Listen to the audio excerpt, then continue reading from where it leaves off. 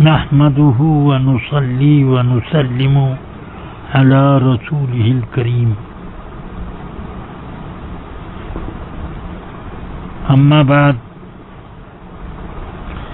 فأعوذ بالله من الشيطان الرجيم بسم الله الرحمن الرحيم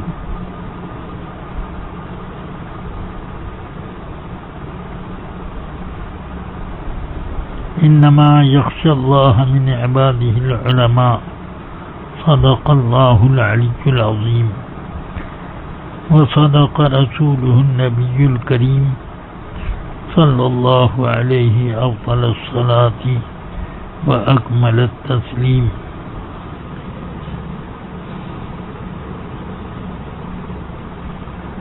آج حضور تاج الشریعہ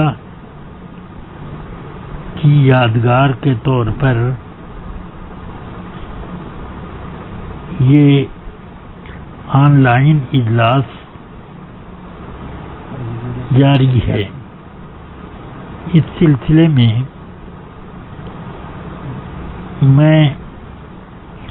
مجھ سے یہ فرمائش کی گئی ہے کہ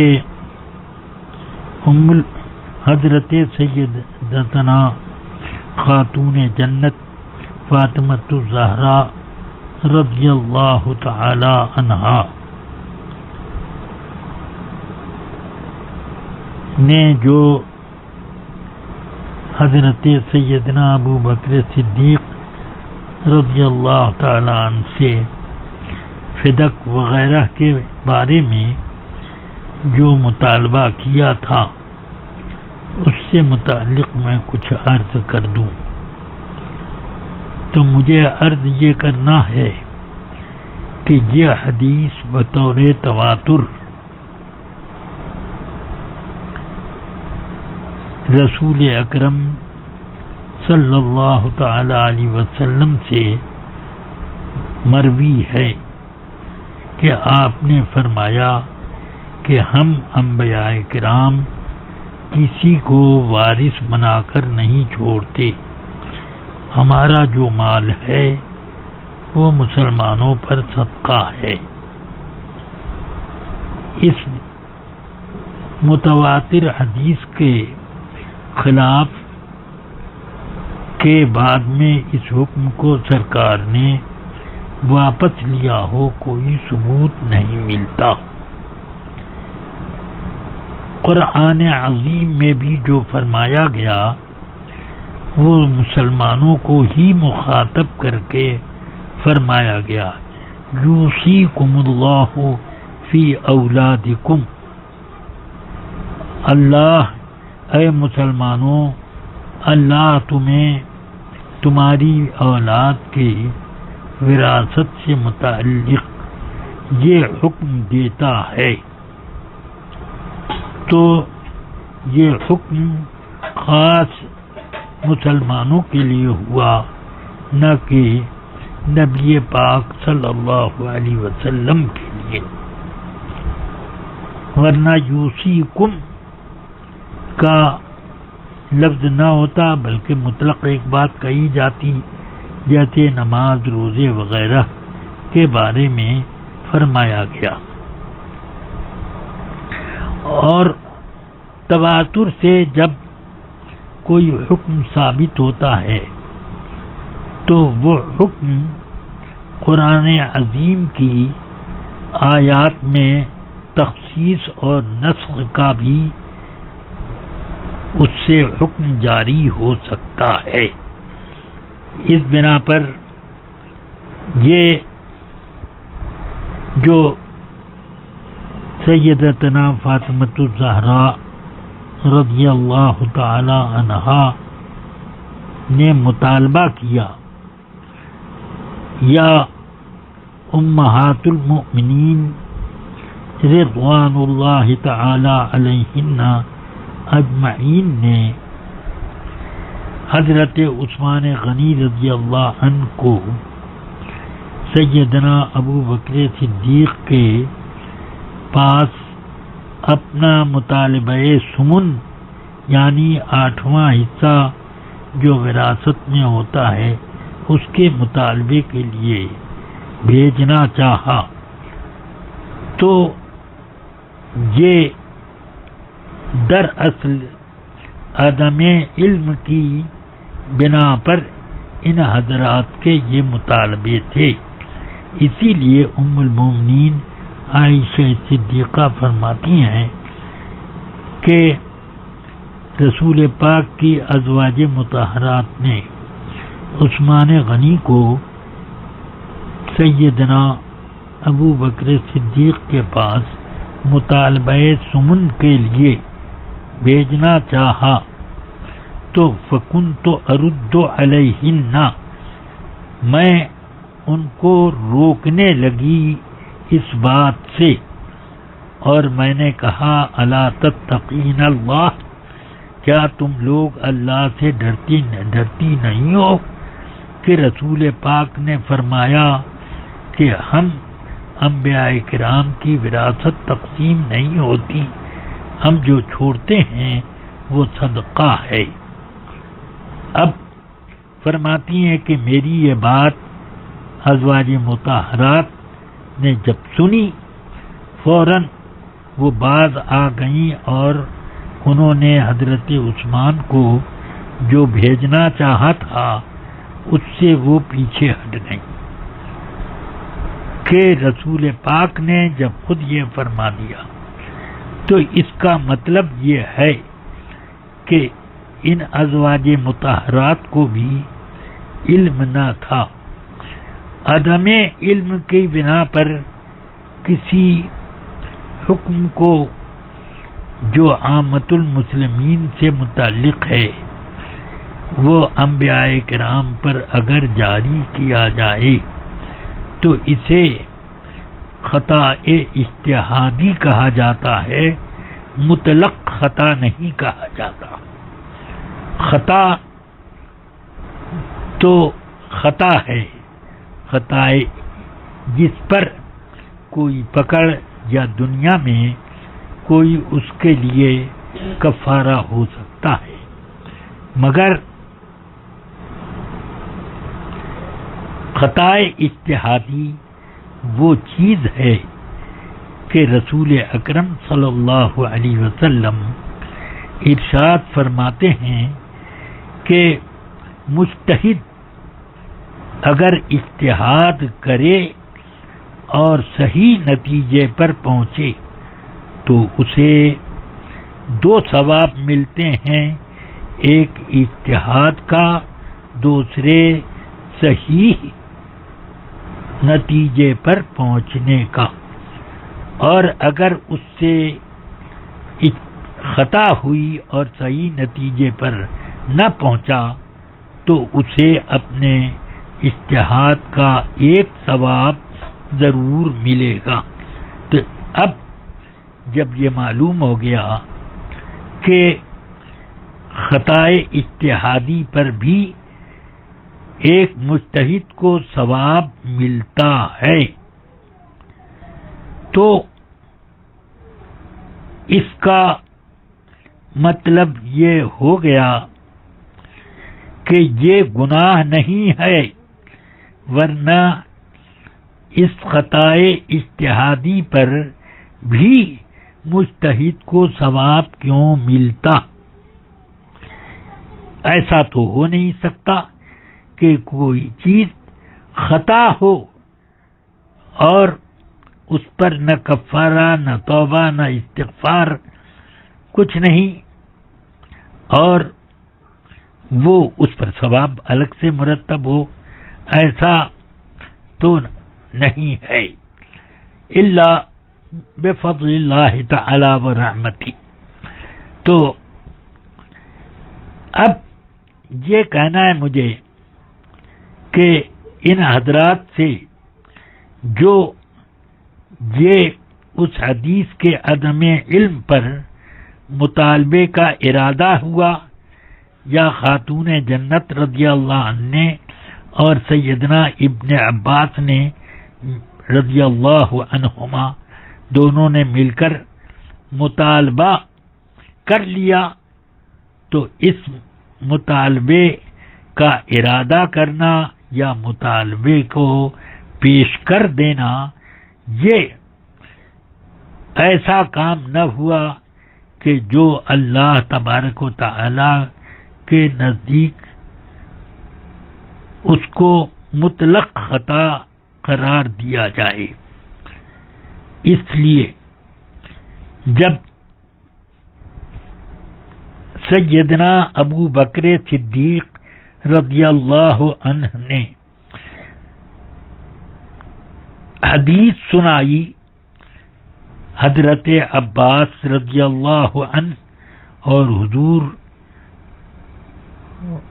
خاتون جنت رضی اللہ عنہا کو، تو ان دونوں نے وہ اس سلسلے میں اپنا مطالبہ گویا کہ واپس لے لیا۔ اب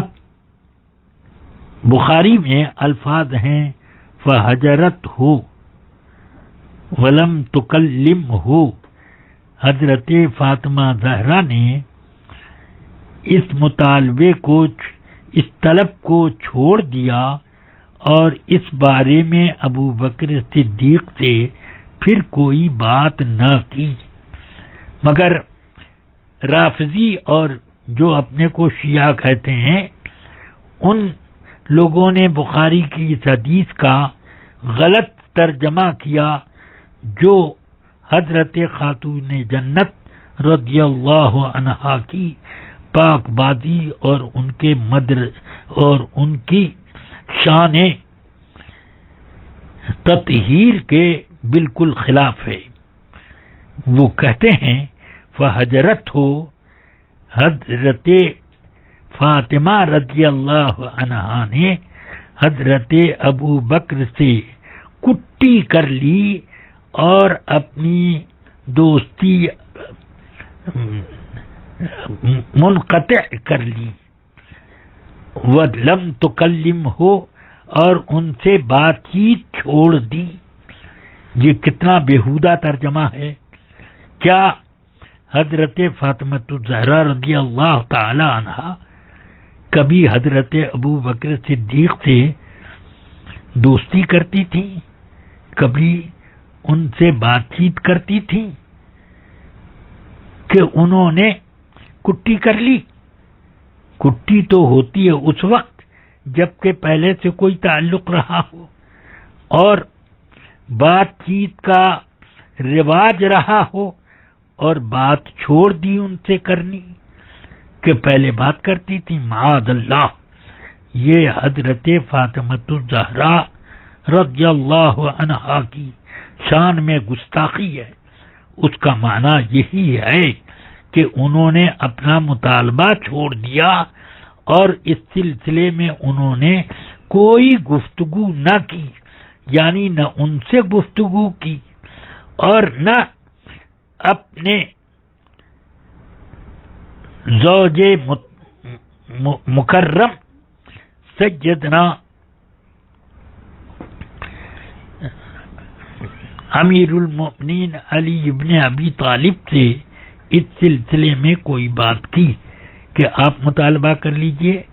آپ میری طرف سے وکالت کر لیجئے۔ اگر بات ان کو سمجھ میں نہ آتی تو وہ ضرور حضرت مولائے کائنات کو یا اپنے بچوں میں سے کسی کو اس چیز کی تاکید کرتی کہ میرے اوپر انہوں نے زیادتی کی، جب تمہیں موقع ملے تو تم لوگ اس کا مطالبہ ضرور کر لینا۔ مگر بخاری شریف میں یہ حدیث موجود ہے کہ حضرت عباس اور رضی اللہ تعالی عنہ اور مولائے کائنات دونوں کو حضرت امیر المومنین عمر فاروق رضی اللہ تعالی عنہ نے بار بار کے اصرار کے بعد کہ ان لوگوں نے جب یہ اصرار کیا، دونوں حضرات نے، کہ باغ فدق کا انتظام جس طریقے سے آپ کرتے ہیں وہ انتظام ہم دونوں کو سپرد کر دیں، اور اس سے ہم کو بھی تھوڑا فائدہ مل جائے گا کہ ہم جو اس پر محنت کریں گے تو ہمیں فائدہ تھوڑا مل جائے گا اس کا۔ تو بار بار کے اصرار کے بعد حضرت امیر المومنین ابو حفص عمر ابن خطاب رضی اللہ تعالی عنہ نے اپنے دور خلافت میں ان کو یہ کہہ کر دیا کہ میں تم دونوں کو اس کے انتظام پر متولی مقرر کرتا ہوں، اسی شرط پر کہ جیسے رسول اکرم صلی اللہ تعالی علیہ وسلم اس مال کا انتظام فرماتے تھے اور جہاں جہاں اللہ کے مال کی طرح سے اس میں خرچ کرتے تھے، اسی طور پر اگر تم لوگ خرچ کرنے کا یہ لو ذمہ تب تو دوں گا، ورنہ نہ دوں گا۔ تو ان دونوں کیونکہ آپ دونوں کو یہ معلوم ہے کہ نہیں کہ رسول پاک نے اپنے بارے میں یہ فرمایا، تو ان دونوں نے فرمایا کہ بے شک ہمیں معلوم ہے کہ سرکار نے یہ فرمایا، تو ہمیں اسی شرط پر یہ مال صرف انتظام اور تولیت کرنے کے لیے دے دیجیے۔ تو دے دیا۔ آپس میں دونوں حضرات میں کچھ دنوں کے بعد کچھ اختلاف ہو گیا، حضرت عباس اور حضرت علی رضی اللہ تعالی عنہما میں اختلاف واقع ہوا۔ تو یہ دونوں حضرات چاہتے تھے کہ اس تولیت کو مال کے ساتھ بٹوارا کر دیا جائے، یعنی باغ فدق اور خیبر، بنو نذیر وغیرہ کے جو زمینوں پر، بنو قریظہ وغیرہ کی زمینوں پر جو رسول پاک کا اختیار تھا اور آپ کی ملکیت میں من جانب اللہ آپ کے تصرف میں تھی، ان زمینوں کے بارے میں ان حضرات نے چاہا کہ ان زمینوں کو اس طرح کر دیں کہ آدھے پر حضرت علی تصرف کریں، آدھے پر حضرت عباس ابن عبد المطلب رضی اللہ عنہ کریں۔ تو حضرت امیر المومنین عمر فاروق کی خدمت میں وہ آئے، اور دونوں نے آنے سے پہلے سیدنا عثمان غنی وغیرہ 4 صحابہ، عبد الرحمن ابن عوف، سعد ابن ابی وقاص وغیرہ 4 آدمیوں، 4 اصحاب عشرہ مبشرہ میں سے 4 افراد کو بھیج دیا، یہ لوگ تشریف لائے حضرت امیر المومنین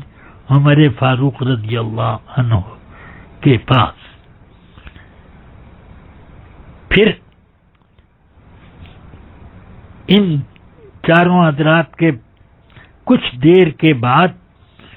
دونوں حضرات یعنی حضرت عباس اور حضرت علی آئے، اور دونوں ایک دوسرے کو کچھ زجر کر رہے تھے۔ تو پہنچے اور شکایت کی دونوں نے کہ ہم دونوں کو ایک دوسرے سے شکایت ہے، انتظام کے معاملے میں، تو اس لیے ہمارا فیصلہ کر دیجیے۔ تو ان چاروں حضرات نے بھی فیصلے کے لیے گزارش کی، یعنی ان عشرہ مبشرہ نے بھی، جن میں عثمان غنی، حضرت عبد الرحمن ابن عوف وغیرہ حضرات موجود تھے، ان سب نے گزارش کی کہ اے امیر المومنین، ان دونوں کے قضیے کا کوئی حل نکال کر کے ایک دوسرے سے راضی کر دیں۔ تو حضرت امیر المومنین عمر فاروق نے فرمایا کہ آپ لوگ جلدی نہ کریں، پہلے مجھے یہ بتائیں کہ کیا آپ لوگوں کو یہ معلوم ہے کہ رسول پاک نے اس طرح فرمایا کہ ہم انبیاء کرام کی وراثت نہیں بٹتی ہے، ہم جو چھوڑتے ہیں وہ صدقہ ہوتا ہے مومنین پر؟ کیا آپ کو یاد ہے؟ ان تمام حضرات نے کہا کہ ہاں، ہمیں معلوم ہے کہ سرکار نے ایسے فرمایا۔ تو پھر حضرت عباس کی طرف متوجہ ہو کر پوچھا، پھر مولا کائنات کی طرف متوجہ ہو کر یہی سوال حضرت سیدنا فاروق اعظم نے کیا۔ ان دونوں حضرات نے بھی یہی کہا، ہاں ہمیں معلوم ہے کہ سرکار نے یہ فرمایا۔ تو فرمایا کہ اب سن لو، اس سلسلے میں جب یہ سرکار کا فرمان ہے تو رسول اکرم صلی اللہ علیہ وسلم اس مال میں سے کچھ آپ نے خرچ کیا، اور ان دونوں حضرات کو مخاطب کر کے کہا کہ رسول پاک نے اس زمین میں سے، ان زمینوں میں سے خود اپنے دستے کرم سے کچھ حصہ آپ لوگوں کو بھی عطا فرمایا۔ ایسا نہیں کہ سب رسول پاک نے اکٹھا کر کے رکھا، اور جو کچھ اللہ کی راہ میں اس زمین کے خرچ کرنے کے بعد بچا حصہ، تو اس کا رسول پاک صلی اللہ علیہ وسلم اس کی آمدنی سے اپنے سال بھر کا نفقہ رکھ لیتے، اور جو بچتا اس کو اللہ کے مال کی جگہ خرچ کرتے، یعنی جہاد میں، فقراء مسلمین میں، رفاع عام کے کام میں، وغیرہ وغیرہ۔ تو یہ کرتے تھے۔ تو رسول پاک کے بعد حضرت ابو بکر صدیق آئے، انہوں نے فرمایا میں رسول اللہ کا خلیفہ ہوں، اس میں وہی کروں گا جو رسول پاک کرتے تھے۔ تو انہوں نے اسی طریقے پر سارا عمل کیا۔ آپ لوگ بتائیے کہ کیا اس عمل میں ابو بکر صدیق بار علی الحق تھے کہ نہیں؟ یعنی بالکل سچے نیکوکار، دیانتدار، حق پر استقامت کے ساتھ اس مال کے بارے میں تھے کہ نہیں؟ تو ان تمام حضرات نے فرمایا کہ ہاں ٹھیک تھے۔ فرمایا ابو بکر بھی یہی کام کرتے کرتے چلے گئے، میں اب ان کا خلیفہ ہوا، تو میں نے 2 سال تک اس مال میں وہی کام کیا جس طرح سے رسول پاک عمل کرتے تھے، اور جس طرح سے اس مال میں ابو بکر صدیق کرتے تھے، اور میں اس کام میں بالکل دیانت کو ملحوظ رکھتا ہوں۔ اب آپ دونوں آئے ہو کہ اس کے علاوہ آپ دونوں آئے مجھ سے بار بار اصرار کیا کہ اس مال کو ہماری تولیت اور انتظام میں دیں. جب مجھے بعد میں سمجھ میں آیا کہ آپ دونوں کی تولیت میں دے دوں تو میں نے آپ دونوں کو اس شرط پر دیا کہ جو اس میں عمل رسول پاک کرتے تھے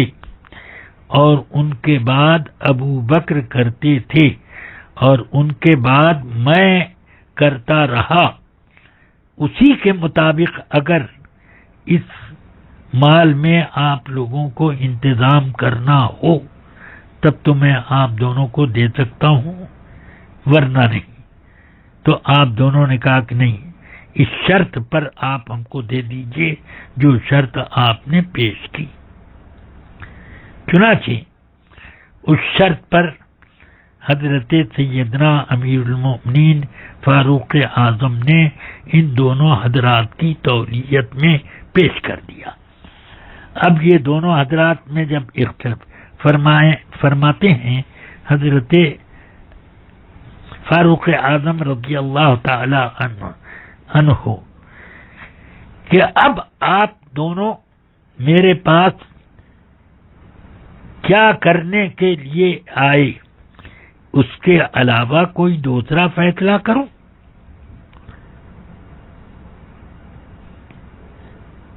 قسم ہے اس رب کی جس کے حکم سے آسمان اور زمین قائم ہیں، میں اس فیصلے کے علاوہ کوئی دوسرا فیصلہ نہیں کر سکتا کہ میں تقسیم کروں اس کو، کہ بعد میں آنے والی نسلیں یہ کہیں کہ رسول پاک کی وراثت بٹی، کہ حضرت عباس کو آدھی ملی، آدھی مولا علی نے وہ لی اپنی اہلیہ کے حصے کی. تو یہ میں نہیں ہونے دوں گا. تم دونوں مل کے کام کرنا چاہو تو کرو، ورنہ یہ مجھے واپس دو، میں تم دونوں کی جگہ کافی ہوں. تو ان دونوں نے اور جو بزرگ صحابہ حضرات آئے تھے ان سب نے اس فیصلے ہی کو اثر نو قائم رکھنے کا اندیا دے دیا، ہو گیا. تو بخاری شریف میں ہے کہ حضرت عباس اور حضرت علی رضی اللہ عنہما مل کر وہ کام انتظام کرتے تھے،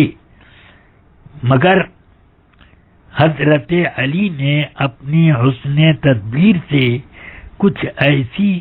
راہ نکال دی کہ عباس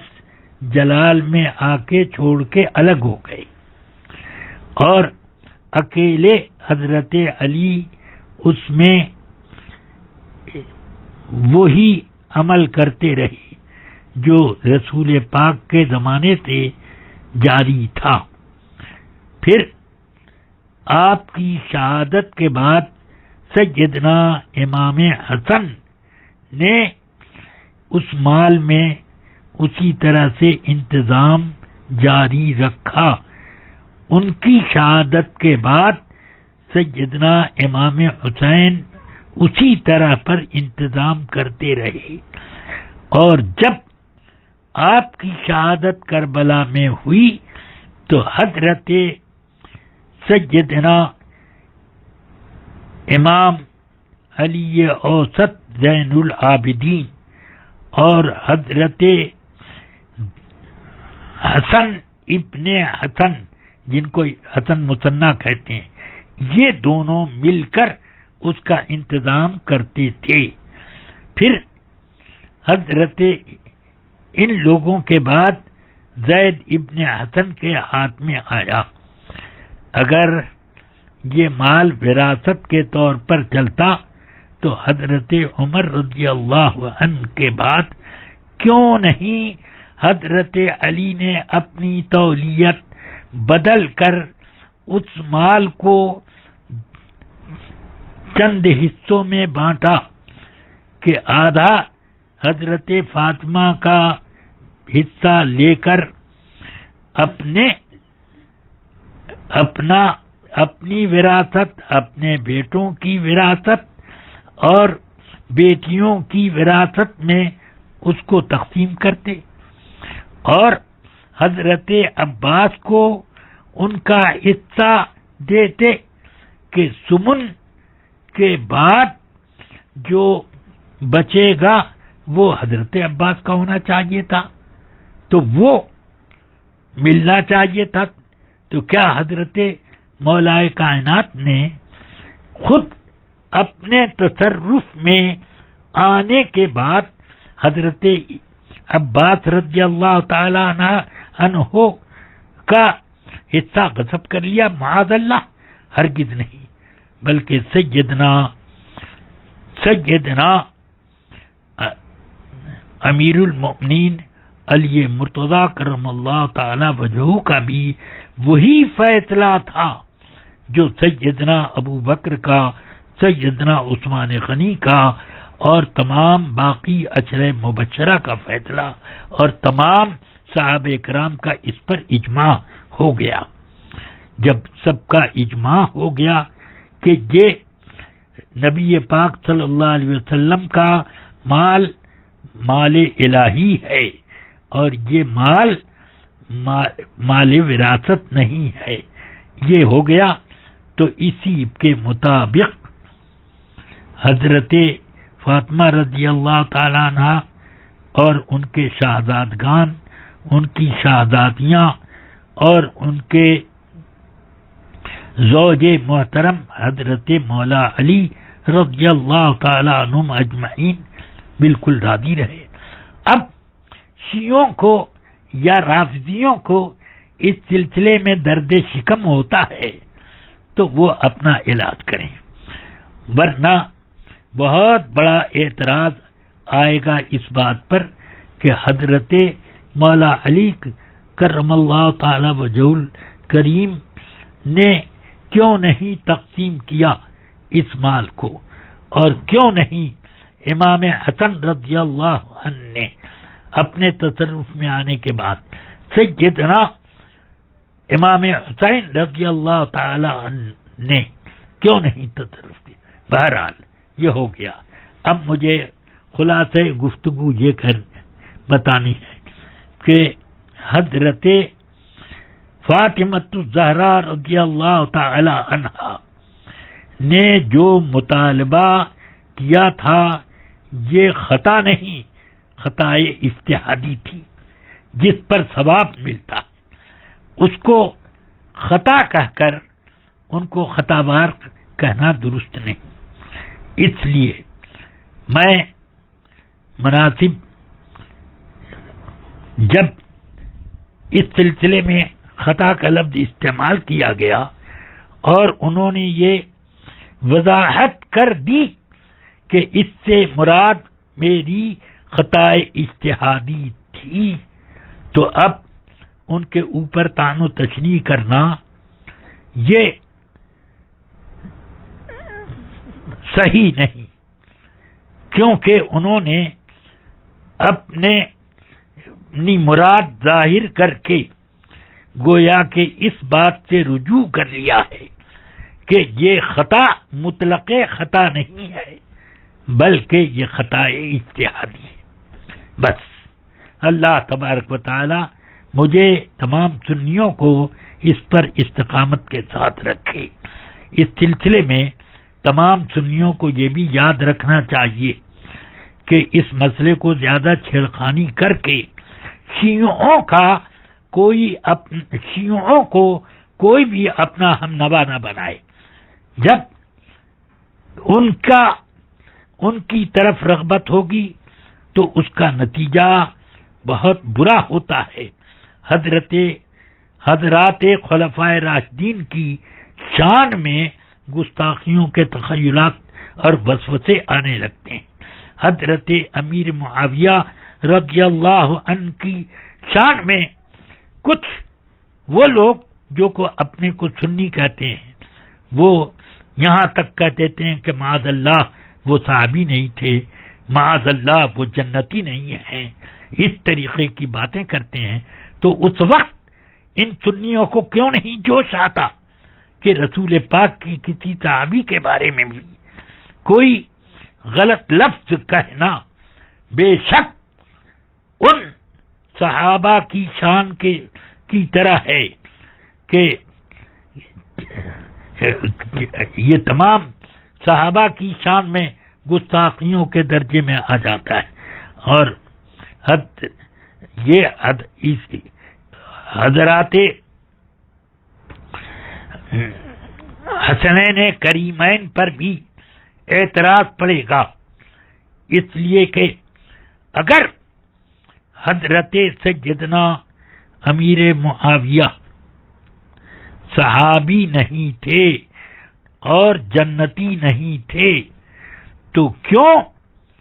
حضرت امام حسن نے وہ خلافت راشدہ جو آپ کو حضرت مولائے کائنات سے ملی تھی، اس خلافت راشدہ کو کیوں آپ نے حضرت امیر معاویہ کو تفویض کیا؟ کیوں تفویض کیا؟ کیا یہ کہا جائے گا کہ تقیہ ہے؟ تو پھر سوال یہ آئے گا کہ حضرت علی نے یہ تقیہ کیوں نہیں کر لیا؟ یا اور موقع پر بھی یہ کہا جا سکتا ہے۔ اس لیے امام حسین رضی اللہ تعالی عنہ بھی امیر معاویہ کے زمانے میں رہے ہیں، مگر انہوں نے آپ سے یعنی امیر معاویہ سے اپنا وظیفہ لینے میں کبھی انکار بھی نہیں کیا۔ بہرحال حضرت سیدنا امام حسن رضی اللہ تعالی عنہ پر بھی اعتراض آ جائے گا، حضرت امام حسین پر بھی، اور بڑے بڑے فتنے کھڑے ہو جائیں گے۔ اللہ تبارک و تعالی ان بارگاہ رسالت کے محبوبوں اور رسول پاک کی نسل اطہار کی ان سب کی شان میں ہمیں زبان درازی سے محفوظ رکھے، ہمیں صراط مستقیم پر قائم رکھے۔ اہل سنت کا بیڑا پار اصحاب حضور نجم ہیں اور ناؤ ہے عطرت رسول اللہ کی، وصلی اللہ تعالی علی النبی الکریم وآلہ وصحبہ اجمعین۔ نحمده ونصلي ونسلم على رسول الكريم اما بعد۔ غوث اعظم بمن بے سر و سامہ مدد دی مدد کعبہ مدد انتظار کرم تسمن عینی را، اے خدا جویو خدا بینو خدا دا مدد ہے۔ تمام اہل سنت و جماعت کو اور جو لوگ اس وقت غالباً دو سنی ہوئے پر ان سے حضور صد الشریعہ اور حضور تاج الشریعہ منایا جا رہا ہے۔ اللہ تبارک و تعالی سے دعا ہے کہ ان بزرگوں کا فیضان خوب عام سے عام تر فرمائے، لوگوں کی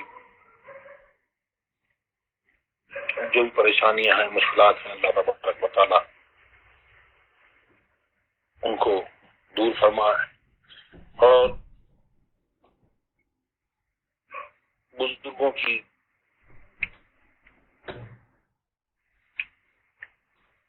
تعلیمات پر عمل کرنے کی توفیق عطا فرمائے، اس پر گامزن رکھے، اس پر چلائے، اور جو پیغام اپنی زندگی میں دیتے رہے، جس مسلک کی طرف، مسلک اہل سنت والجماعت کی طرف، جس کو پہچان کے لیے مسلک کے آلات کہا جاتا ہے، اس کی طرف بلاتے رہے، کسی کا پیغام دیا، اللہ تبارک و تعالیٰ اس مسلک پر ہم کو قائم رکھے اور اسی پر ہمارا حشر فرمائے۔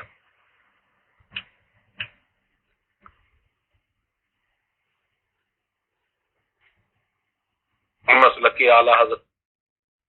پہ قائم رہو، زندگی دی گئی ہے اسی کے لیے، جہاں میں عام پیغام شہ احمد رضا کر دیں، پلٹ کر پیچھے دیکھیں، پھر سے تجدید وفا کر دیں۔ تجدید وفا مسلک اعلیٰ حضرت کیا ہے، اسی کی طرف تاج الشریعہ بتا رہے ہیں کہ تجدید وفا، تجدید عہد، یہ ہے کہ جو صحابہ کرام کی زندگی ہے اور جس طور سے انہوں نے زندگی گزاری، اور جب سرکار سے جس طرح کی محبت اور اہل بیت کرام سے جس طرح کی محبت انہوں نے رکھی، وہی تعلیم ہم کو دی کہ اس طور پر تجدید عہد کرو، تجدید وفا کرو اور اس طور پر چلو۔ مسلک اعلیٰ حضرت کیا ہے، میں کیا بیان کروں؟ ابھی حضور محدث کبیر نے بہت خوب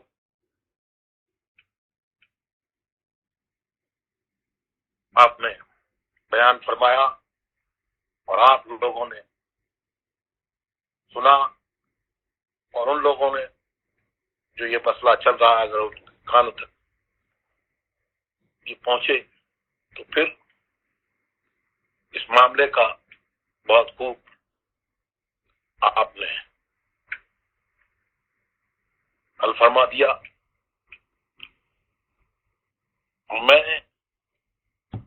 میں اس کی کیا تائید کروں گا، بلکہ اعلیٰ حضرت کے اشعار سے حضور محدث کبیر کی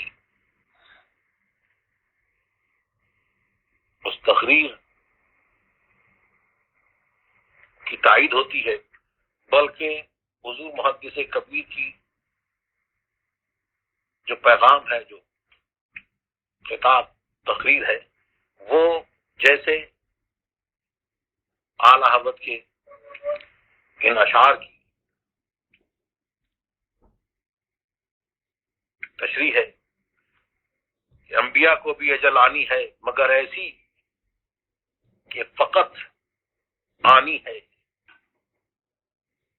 پھر اس آن کے بعد ان کی حیات مثل سابق وہی جسمانی ہے، اس کی ازواج کو جائز ہے نکاح، اس کا ترکہ بٹے جو فانی ہے۔ تو باغ فتح کے مسئلے میں جو حضور محدث کبیر نے پیغام دیا ہے اور جو بتایا ہے، تو اب جو لوگ شور و غوغا کر رہے ہیں وہ اس معاملے میں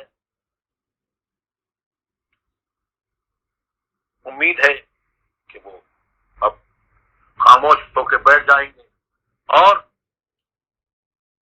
ان رافضیوں سے جو صحابہ کرام کی شان میں گستاخیاں کرتے ہیں اور ان کے بارے میں اس بہانے سے سب و شتم کرتے ہیں، ان سے حساب لیں گے اور ان کو بتائیں گے کہ محبت اہل بیت کیا ہے اور کس طور سے ہوتی ہے. محبت کو بھی لگام چاہیے، ایسے نہیں کہ جیسے محبت کے نام پر یہ لوگوں کے ایمان لوٹتے ہیں. اللہ تبارک و تعالی ہمیں اور آپ کو سب کو ان کے شر سے محفوظ رکھے اور بزرگوں کے نقش قدم پہ چلنے کی توفیق عطا فرمائے.